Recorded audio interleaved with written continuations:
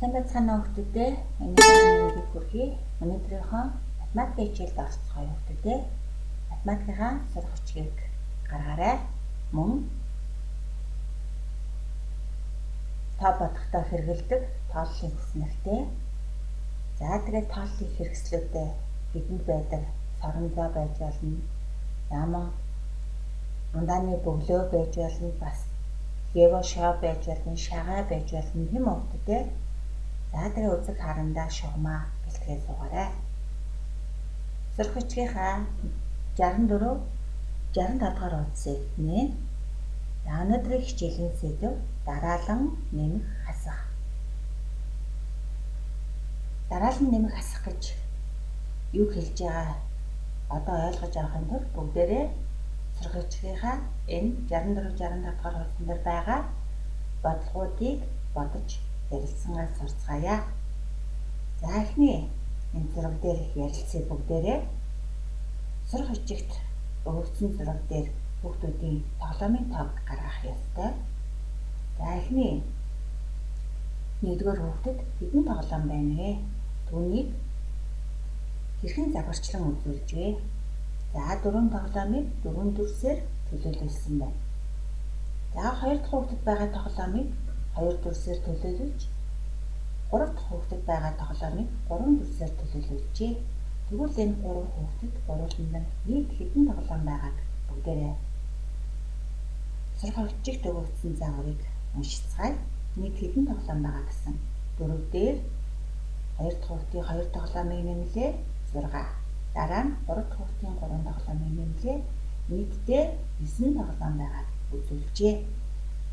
Тэгвэл одоо бүгдээрээ өөрсдийнхөө тооллын хүснэгтэн дээр өөрсдөө байгаа тооллын хэрэгслээ байршуулъя. 1-р хүүхдийн 4 тоглоомыг төлөөлүүлж байрлууллаа. 2 дахь хүүхдийн 2 тоглоомыг нэмлээ. Одоо 3 дахь хүүхдийн 3 тоглоомыг нэмлээ. Нийтдээ хэдэн тоглоом байна вэ? 10 тоглоом хүрчээ хүүхдүүдээ хүрээгүй байна. Нийтдээ 9 тоглоом байна. Үнийг яаж бодох вэ? 4 дээр 2-ыг нэмээд 3-ыг нэмэх. Үнийг бүгдээрээ шугамн дээрээ ярилцъя. За эхний хүүхдийн тоглоом маань 4-ийн тон дээрээс эхэлнэ. 4 дээр 2 дахь хүүхдийн тоглоомыг нэмэхээр 6 дээр очтаа гэсэн. Одоо 3 дахь хүүхдийн тоглоомыг нэмбэл 9 дээр очиж байна. Энд чинь юу гэсэн үг вэ гэхээр 4 дээр 2-ыг нэмээд 3-ыг нэмлээ гэсэн үг. За 3-ыг нэмэхдээ яаж нэмдэг вүлээ? Эхлээд 2-ыг нэмээд дахиад 1-ийг нэмдэг шүү дээ. Одоо бүгдээрээ энэ загвараа дэвтэр дээрээ бичиж өнөөдрийнхөө сар өдрийг тавиараа хүүхдүүдээ 12 дугаар сарын 1. За саяныхаа ярилцсан загварыг тоон илэрхийлэл болгон бичиж 4 дээр 2-ыг ялаа хүүхдүүдээ нэмсэн. За одоо 4 ба 2-ын нийлбэр тийм үү эхлээд бичигдлээ. 4 ба 2-ын нийлбэр дээр 3 тоглоомыг нэмсэн. Аавныг уншихдаа хэрхэн уншдаг вэ гэхээр 4 ба 2-ын нийлбэрийг 3-аар нэмэгдүүлсэн. 4 ба 2-ын нийлбэрийг 3-аар нэмэгдүүлсэн гэж уншина. Одоо бүгдээрээ хариуг нь олохын тулд хэрхэн бодох вэ? Шууд хариу тавихгүйгээр задалж бодох аргад өнөөдөр хэсэгэн суралцсан. За эхлээд бид ялаа 4 ба 2-ын нийлбэрийг олно гэж ярьсан тийм үү? Тэгэхээр зэрэг одоо 4 дээр нэмэх нь 2 тэнцүү. Хэдвээ 4 дээр 2-ыг нэмэх амархан шүү дээ. Хэд гардаг вүлээ? 6 гардаг. За одоо тэгвэл 4 ба 2-ын нийлбэр маань 6 гарчихлаа. Тэгэхээр энэ тоодоо байгаа гэсэн үг үү? Байхгүй гэсэн үг. 4-ийг 2-тэй нийлүүлээд 6 боллоо гэсэн үг. За одоо 6 дээрээ 3-ыг нэмлээ. 6 дээр 3-ыг нэмэхэд тэнцүү хэд вүлээ? 6 дээр 3-ыг нэмэхэд хамгийн амархан арга нь эхлээд 2-ыг нэмэх гэдэг 8. Тэгээд үлдсэн нэгээ нэмэхээр 9 гарна. Ингээд 3 хүүхдэд нийтдээ 9 тоглоом байсан байна. За тэгэхээр зэрэг эцсийн эцэст бид 4 ба 2-ын нийлбэрийг 3-аар нэмэгдүүлээд 9 болголоо гэсэн үг. Тэгэхээр өмнөх энэ тоонуудыг дэвтэр дээрээ бол бид арилгаж чадахгүй, ганцхан толгой дотроо нийлүүлсэн, дахиад нийлүүлсэн гэдгийг л санаж явна гэсэн. Тэгээ эцсийн эцэс 9 боллоо гэсэн үг. За дараагийн зураг дээр ярилцъя. Үүнийг хэрхэн загварчлан үзүүлж вэ? За нэг ишгийг нэгээр төлөөлсөн байна нэг төрсөөр, ирж байгаа хоёр ишгийг хоёр төрсөөр төлөөлж, араас нь ирж байгаа 4 ишгийг 4 төрсөөр төлөөлжээ. Эхлээд нэг дээр 2 нэмэгдлээ, дахиад 4 нэмэгдлээ гэсэн. Үнийг уншия одоо бүгдээрээ нэг дээр 2-ыг нэмээд дахиад 4-ыг нэмлээ. Нэгдээ хэд болсон бэ? За хэд болсон? Нэг дээр 2-ыг нэмэхээр 3, 3 дээр 4-ыг нэмэхээр 7 боллоо. Үнийг бүгдээрээ өөрсдийнхөө тооллын бүснэтэн дээр өөртөө байгаа тооллыг хэрэгслээр төлөөлүүлэн дүрслэе. Эхлээд байсан 1, нэмж ирсэн 2, дахиад нэмэгдэж ирсэн 4. Үнийгээ шугамн дээрээ дүрслэе. За нэгийн тоон дээрээс эхлэнэ гэсэн. Нэг дээр 2 нэмэгдээд 3 боллоо. 3 дээр 4 нэмэгдээд 7 боллоо. 4-ийг нэмэхдээ яаж нэмдэг вүлээ? 2 2-оор нь нэмдэг шүү дээ. Одоо үнийгээ дэвтэр дээрээ үргэлжлүүлэн бичье. Бидний дэвтэр дээр ийм илэрхийлэл бичигдсэн байгаа. Үнийг үйлдэл хавсарсан тоон илэрхийлэл гэж нэрлэдэг. Үйлдэл хавсарсан гэдэг маань хэдэн үйлдэл хавсарсан, 2 үйлдэл хавсарсан тоон илэрхийлэл. За одоо тэгвэл ард талд нь 2 нүдний заавал саяныхаа ярилцсан дүрслэлийг тоогоор илэрхийлэн бичье. 1 дээр 2 нэмэгдсэн. За 1 ба 2-ын нийлбэр дээр 4 нэмэгдсэн. Бүгд хэд болсон бэ гэдгийг олохын тулд одоо эхлээд яах вэ? Саяны түрүүний ярилцсанаар 1 ба 2-ын нийлбэрээ эхлэж олно. 1 ба 2-ын нийлбэр 3. За одоо гарсан 3 дээр нь яах вэ? Нэмэгдэж ирсэн 4-өө нэмнэ. 3 дээр 4-ыг нэмье. За 3 дээр 4-ыг нэмэхэд 4-ыг яг 2 2-оор нь нэмчихдэг. 2-оор нь нэмэхээр 5, дахиад 2-ыг нэмэхээр 7 гарна. За одоо бүгдээрээ сурахчиг рүүгээ эргээд оръё. Сурахчиг дээр маань энэ 1 гэсэн тоо байгаа. Энэ юуг илэрхийлж байгаа вэ? 1-р бодлого буюу 1-р номер гэсэн. За энэ тоон шулуун байна. Бидэнд байгаа шугам гэсэн үг. Тоон шулуун дээр мэлхийний хариалтыг дүрсэлжээ. Мэлхий хэд дээрээс хариалт эхэлсэн бэ? 2 дээрээс. Хэд хэдээр хариалсан бэ? Эхлээд 1, дахиад 1. Үнийг илэрхийлэл болгон бичихэд 2 ба 1-ийн нийлбэрийг 1-ээр нэмэгдүүлсэн гэсэн үг. За одоо үүнийгээ бүгдээрээ өөрсдөө байгаа тооллын хүснэлтэн дээрээ тооллынхаа хэрэгслээр дүрслэе. За 2 дээрээс өсрэлт эхэлсэн учраас 2-оор дүрслэлээ. Дахиад 1 дүрслэл, дахиад 1 дүрслэл гэсэн. Ингэхээр 2 хариалт маань 1-ээр нэмэгдлээ, 1-ээр нэмэгдлээ гэсэн. Үнийгээ тоон шулуун дээр буюу өөрсдийнхөө шугамн дээр дүрслэе. За 2 дээр 1-ээр нэмэгдэхээр 3 боллоо. Дахиад 1-ээр нэмэгдэхээр 4 дээр очлоо гэсэн. Үнийгээ одоо дэвтэр дээрээ үргэлжлүүлэн бичиж өгдөө. Бидний дэвтэр дээр 2 тоон илэрхийлэл бичигдсэн байгаа. Одоо 3 дахь тоон илэрхийллийг бичье. За 3 дахь тоон илэрхийллийг бичихдээ энд бичих үү? Үгүй. Яагаад тэгэхээр бид нар шинэ бодлого бодож эхэлсэн. Тэгэхээр номер гэсэн үг гэсэн үг энэ. Үнийг дуурайгаад бичээрэй. Номер гэдгийг ингэж тэмдэглэдэг. За 1-р номер буюу 1-р бодлого гэсэн. Одоо доороос нь саяныхаа тоон илэрхийллийг бичье. 2 маань 1-ээр нэмэгдсэн, дахиад 1-ээр нэмэгдсэн. Нийт хэдвэ гэсэн үг. Одоо яаж батах вэ? 2 ба 1-ийн нийлбэр 3. Эхлээд яах вэ? 2 ба 1-ийн нийлбэрээ энэ 2 ба 1-ийн нийлбэрээ эхлээд олно. Гарсан хариун дээр нь 1-ийгээ нэмнэ. Тэнцүү 4.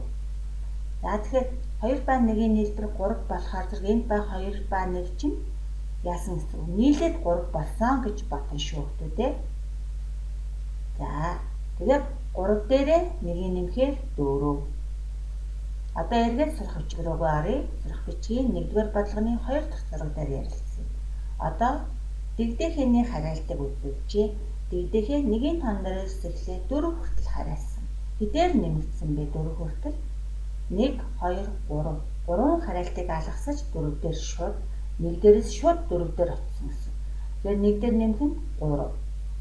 Дахиад 4 дээрээс шууд 8 руу очсон. Хэдээр нэмэгдсэн? 1, 2, 3, 4-өөр нэмэгдсэн гэсэн. Тэгэхээр 1 ба 3-ын нийлбэрийг 4-өөр нэмэгдүүлэхээр шууд 8 дээр очиж байна гэсэн. Одоо өөрсдийнхөө толлын хүснэгтэн дээр ярилцъя. 1.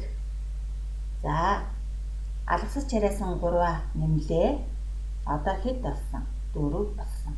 Одоо 4 дээр алгасаж чарайсан 4-ийг яах вэ? 4 дүрсээр төлөөлүүлээд нийтдээ хэдэн дүрстэй болов? 1 дээр 3-ыг нэмлээ 4, 4 дээр 4-ыг нэмлээ 8. Одоо шугамн дээрээ ярилцъя. 1 дээрээс 3-ыг нэмээд 4 дээр очлоо. 4 дээр 4-ыг нэмээд 8 дээр очлоо. За 4 дээр 4-ыг нэмэхэд 2 2-оор нэмдэг гэдгийг багш нь зааж өгсөн тийм ээ. Зэрэгээ санаарай. Одоо бүгдээрээ дэвтэр дээрээ үргэлжлүүлэн бичье. За 1 3-аар нэмэгдсэн, дахиад 4-өөр нэмэгдсэн. Нийт хэд болсон бэ гэдгийг бодохдоо эхний 1 ба 3-ын нийлбэрээ эхлэж олно. Хэд болсон? 1 дээр 3-ыг нэмэхээр 4. За одоо гарсан 4 маань одоо 1 ба 3 чинь толгой дотроо бид яах нь вэ? Нийлүүлээд 4 болсон гэж санана.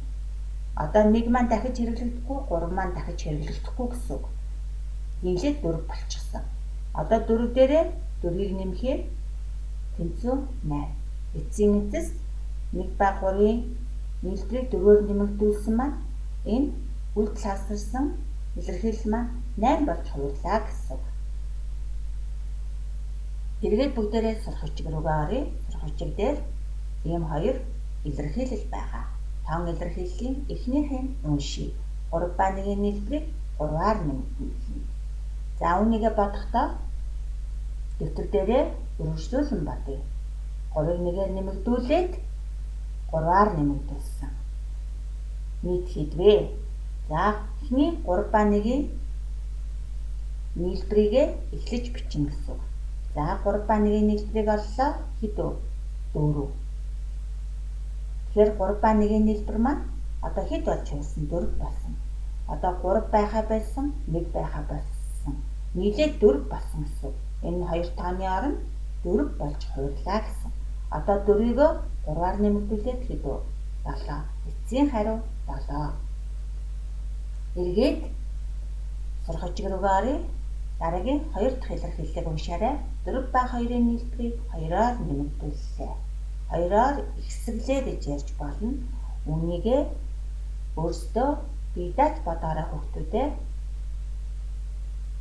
За компьютер юм уу сурахтаа төр зогсоож байгаад утсаа төр зогсоож байгаад бодож хаад цааш нь дараагийнхаа сурах бичгийн хуудас руу ороорой. За сурах бичиг рүүгээ эргээд оръё. Сурах бичиг дээр ийм загвар байгаа. 2 гэсэн тоо юуг илэрхийлнэ гэлээ? 2 дугаар бодлого гэсэн. Энэ ямар тэмдэглэгээ вүлээ? Холбоорой гэсэн. За 8, 10, 9, 10. Дадалд нь бас 10, 8, 10, 9 гэсэн байна. Тэгвэл одоо энэний сурах бичиг дээр загварчлан үзүүлсэнийг харъя. Яс мэлхий ясан. Эндээс гараад 5. 5 дээр 3-ыг нэмээд 8. Дахиад 1-ийг нэмэхээр 9 дээр очиж. Тэгвэл одоо эндээс гарлаа. 1 дээр 3-ыг нэмээд 4. 4 дээр 5-ыг нэмээд 9. Хаанч утсан яс мэлхий 9 гарах замаар явж байна гэсэн. За өмнө зүгээс эхлүүл ингэж яваад хойно очихороо 9 дээр очив. Хойд зүгээс эхлүүл дахиад энэ замаар яваад 9 дээр очив. Яс мэлхий 9-өөс 9 рүү яаж явсан бэ? Үүнийг бүгдээрээ дэвтэр дээрээ тоон илэрхийлэл болгон бичье. Үйлдэл хавсарсан тоон илэрхийлэл. Хэдэн үйлдэл хавсрах вэ? 2 үйлдэл хавсарна. За шинэ мөрнөөс 2 номергээ бичээрэй.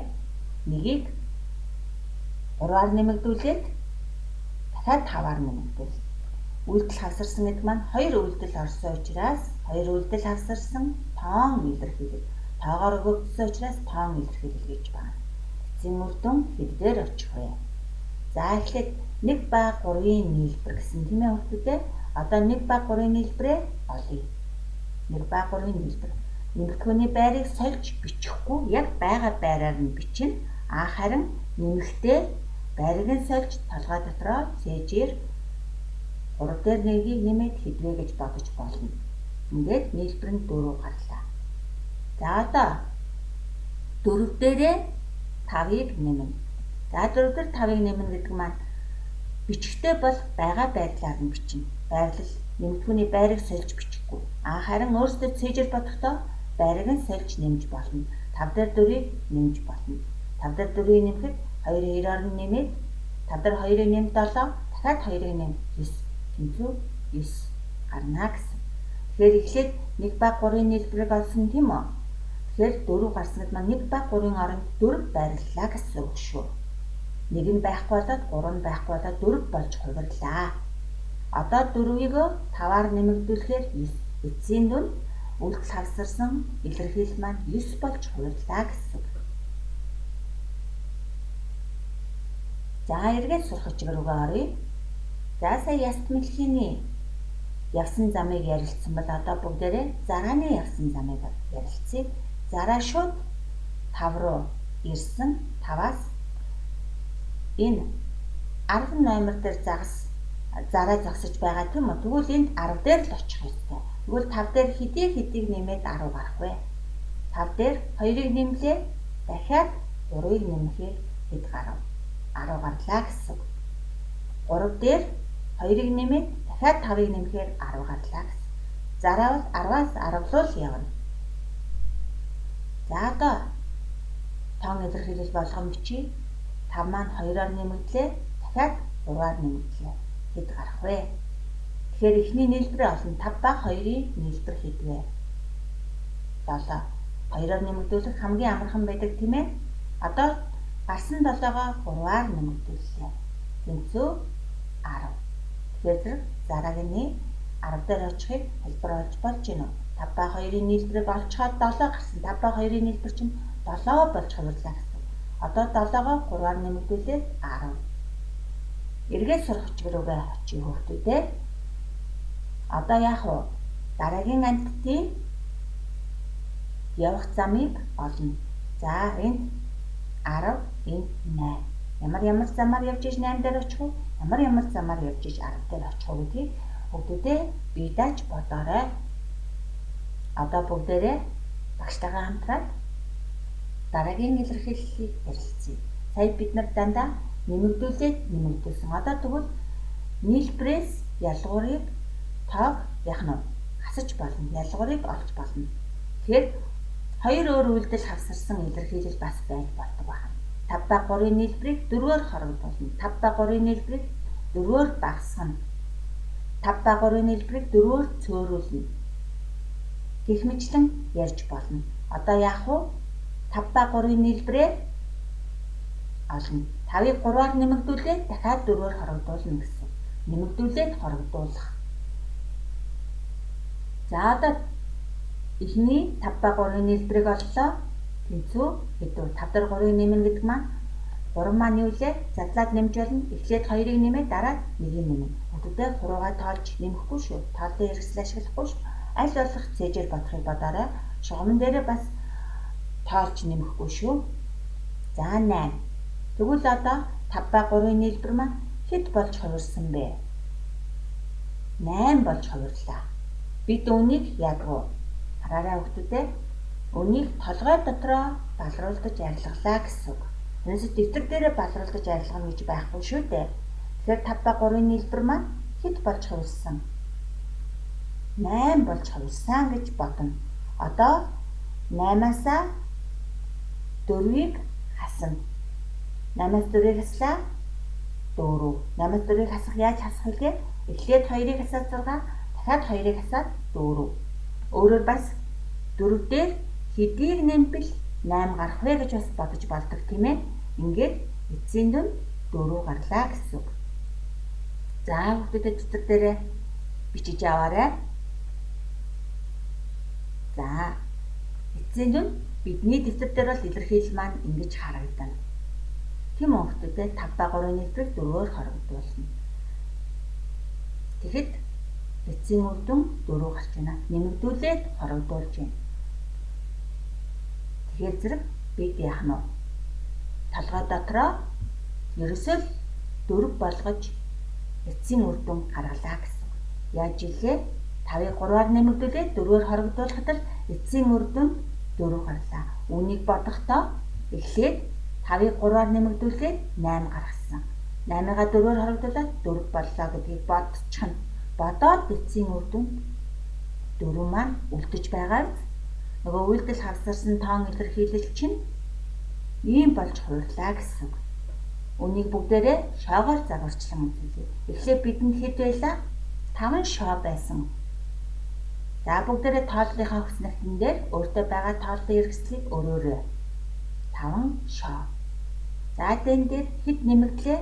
3 нэмэгдсэн. 5 дээр 3-ыг нэмэхээр хэд гарсан? Нийтдээ энд 5 байгаа. 5 дээр одоо 3-ыг нэмэхэд 2-ыг нэмээд 1-ийг нэмэхээр 8. 5-аас 7 8 гэсэн. Одоо 8-аасаа одоо ингээд 8 болсон байгаа тийм үү? Одоо энэ 8-аасаа хэдийг хоригдуулж байгаа? 4-ийг хоригдуулж байгаа, 4-ийг авч байгаа, 4-ийг хасж байгаа гэсэн. Одоо 4-ийг нь авчихъя. Хэд үлдсэн? 4 үлдлээ. Эцсийн үр дүн ерөөсөө л энэ 4-ийг гаргах. Хай зарсан гэсэн үг. За одоо тэгвэл сая нэмэгдүүлээд хоригдуулсан бол одоо хоригдуулаад дахиад хоригдуулъя. Хасаад дахиад хасъя. Цөөрүүлээд дахиад цөөрүүлъя. 7-г 3-аар хоригдуулаад 4-өөр дахиж хоригдуулъя. 7/3-ын ялгуурыг олцоход дахиад 4-өөр хоригдуулна гэсэн. За үүнийг бодохдоо 7/3-ын ялгуур хэд вэ? 7-оос эхлээд 2-ыг хасна, дахиад 1-ийг хасна гэсэн. 7-оос 2-ыг хаслаа 5. 5-аас дахиад 1-ийг хаслаа 4. Одоо 7/3-ын ялгуур чи хэд болж хувирсан? 4 болж хувирсан. Одоо энд 7/3-ын ялгуур байгаа юу? Толгой дотроо байхгүй болсон гэж санана.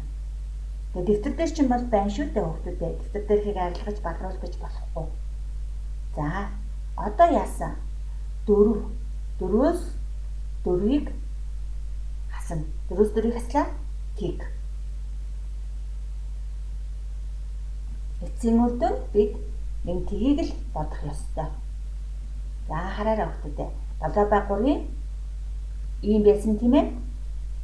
Одоо 7/3-ын ялгуурыг оллоо 4. Тэгэхээр энэ 7/3 маань 7 3 гэдэг энэ хоёр тоо маань яасан байх болсон. 7-оос 3-ыг нь хассан чинь хэд үлдсэн? Энэ 4 үлдсэн гэсэн энэ 4. Одоо 4-өө дахиад 4-өөр хоригдууллаа тэг. Тэг гэдэг маань хоосон боллоо гэсэн. Одоо үнийгээ бүгдээрээ шоогоор загварчлан үзүүлье. Хэд байлаа эхлээд 7 байсан тийм ээ. 3-ыг нь хоригдуулчаар хэд үлдсэн? Энэ 4 үлдсэн. 4-өөс 4-ийг дахиад авчихлаа. Хоосон боллоо. Хоосон юу гэж хэлж байгаа вэ? Тэг гэж төсөлдөг шүү дээ. За энэ маань дэвтэр дээр нь байна. Бидний толгой дотор болохоор зэрэг байхгүй болоод ганцхан эцсийн үр дүн тэг болж хоосон болж үлдлээ гэсэн үг. За дараагийн илэрхийлэлийг бодъё. Энд яасан? Нийлбэрийг 4-өөр хоригдуулсан. Энд ялгуурыг 4-өөр хоригдуулсан. Одоо энэ нийлбэрийг дахиад 4-өөр хоригдуулж үзье. 7/3-ын нийлбэрийг 4-өөр хоригдуулна. 7-г 3-аар нэмэгдүүлээд хэд вэ? 7-г 3-аар нэмэхэд хамгийн амархан арга нь яаж нэмэх вэ? 2-ыг нэмээд 1-ийг нэмэх 10. Одоо 7/3 маань хэд болж хувирсан? 10 болж хувирсан. 10-аас 4-ийг хаслаа 6. Эцсийн үр дүн 6. За одоо бүгдээрээ энийгээ дүрсэлж үзье. Бидэнд хэдэн шоо байлаа? 7 шоо байсан. 7 шоон дээр 3 шоо нэмэгдэхээр хэд болсон? 10 боллоо гэсэн. Одоо 10-аасаа 4-ийг нь авцсан чинь хэд үлдсэн? 6 үлдсэн. Эцсийн үр дүн бидний 6 шоог л үлдээхийг зорьсон байх шүү дээ. За 7 ба 3-ын нийлбэрийг яасан? Дэвтэр дээрээ бол ингэж бодно тийм ээ. Зийн үр дүнд 6 олдно. За хүүхдүүдээ 6 ба 3-ын нийлбэрийг 5-аар хорогдуулъя. 6 ба 3-ын нийлбэр маань хэд вэ? 9. Бид одоо бодож сурсан тийм ээ. Одоо 9-ийг 5-аар хорогдуулахаар 4. Хэд гарсан? 4 гарлаа. Одоо 8 ба 3-ын ялгуурыг 4-өөр хорогдуулъя. Одоо эхлээд яах вэ? 8 ба 3-ын ялгуураа олно. 8 ба 3-ын ялгуур 5. Одоо 5-ыг 4-өөр хорогдууллаа. Хэд вэ? 1. Эцсийн үр дүн 1 л гадахыг зорьсон. Одоо 3 ба 4-ын нийлбэрийг 4-өөр хорогдуулъя. За 3 ба 4-ын нийлбэр хэд вэ? 7. 3 дээр 4-ыг нэмэхэд 2 2-оор нэмж болно. Мөн 4 дээр 3-ыг нэмж болно тийм ээ. За одоо 7-гоо 4-өөр хорогдууллаа. Хэд вэ? 3. Энд 3 гэж түрүүний бичээстэй байсан тийм ээ. Тэгвэл ийм 3 гарах илэрхийлэл бид бас зохиож бодож болох нь уу? Болох нь байна.